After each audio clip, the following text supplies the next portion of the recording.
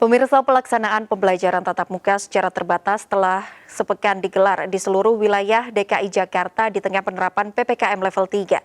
Namun masih terdapat pelanggaran protokol kesehatan, yakni adanya guru dan siswa di SDN 05 Jagakarsa tidak menggunakan masker secara benar sehingga membuat Dignas DKI Jakarta menghentikan sementara PTM di sekolah tersebut.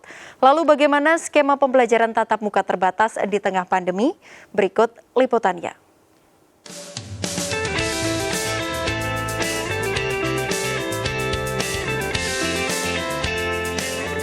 Hai, saya Amanda Dasrul.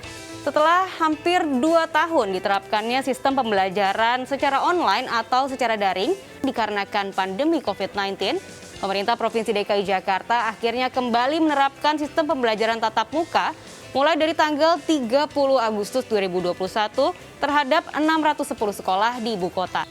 Kebijakan pemerintah ini pun mendapatkan tanggapan beragam dari berbagai pihak. Ada yang menyambutnya dengan baik, ada juga yang khawatir terkait penerapan protokol kesehatan di sekolah. Lalu bagaimanakah sebenarnya skema penerapan sistem pembelajaran tatap muka di sekolah di era new normal kali ini? Kita lihat yuk.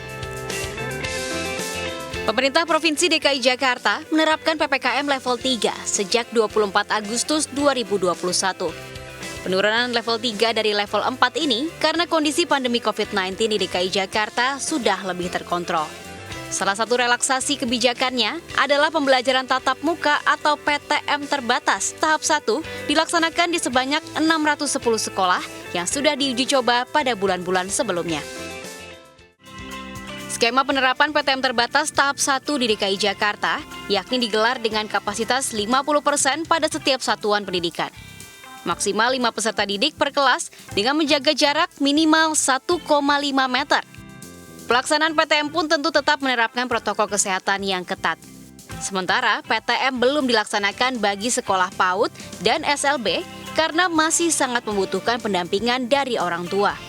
Tahap pembukaan dimulai dari masa transisi yang akan berlangsung selama 2 bulan sejak dimulainya kembali belajar tatap muka. Setelah masa transisi, akan dilanjutkan ke masa kebiasaan baru apabila kasus COVID-19 terus menurun dan DKI Jakarta masuk ke dalam zona hijau. Hal ini disambut baik oleh anak-anak yang mulai jenuh setelah hampir 2 tahun belajar di rumah secara daring. Senang, anak-anak juga excited banget. Tapi kita para orang tua juga menyimpan kekhawatiran ya, karena kita juga pengen tahu bagaimana nih kesiapan dari sekolah untuk menghadapi pembelajaran offline ini, walaupun sebenarnya dari syarat-syarat yang diusulkan oleh Dignas itu hanya beberapa kali seminggu, durasinya lebih singkat, tapi kan tetap aja resiko ada.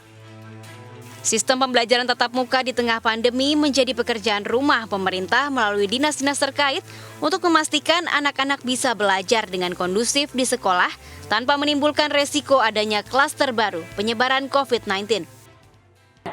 Proses pembelajaran online ini kalau ditanya tingkat efektivitasnya bagaimana, tentu akan menjadi lebih efektif jika bisa dilakukan pembelajaran secara tatap muka atau seperti yang biasa dilakukan sebelum pandemi ini. Tapi ini kan memang kondisinya sedang pandemi, sedang berada dalam kondisi yang tidak ideal, sehingga memang tidak ada pilihan lain selain kita melakukan pembelajaran jarak jauh terlebih dahulu. Sebelum akhirnya kan sekarang pemerintah juga sudah mulai mencoba untuk memulai kembali sekolah ya. Kebijakan ini perlu mendapatkan perhatian serius karena menyangkut masa depan bangsa, namun di saat yang bersamaan, seluruh otoritas terkait hingga orang tua murid juga dihadapkan dengan tantangan situasi pandemi COVID-19 yang tidak menentu.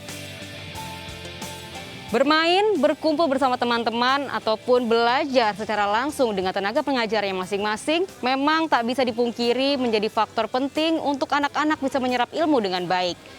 Kita harapkan semoga pandemi COVID-19 ini bisa segera mereda atau bahkan berakhir sehingga anak-anak bisa kembali mendapatkan haknya untuk belajar seperti sedia kala. Saya Amanda Dasrul dan tim liputan melaporkan.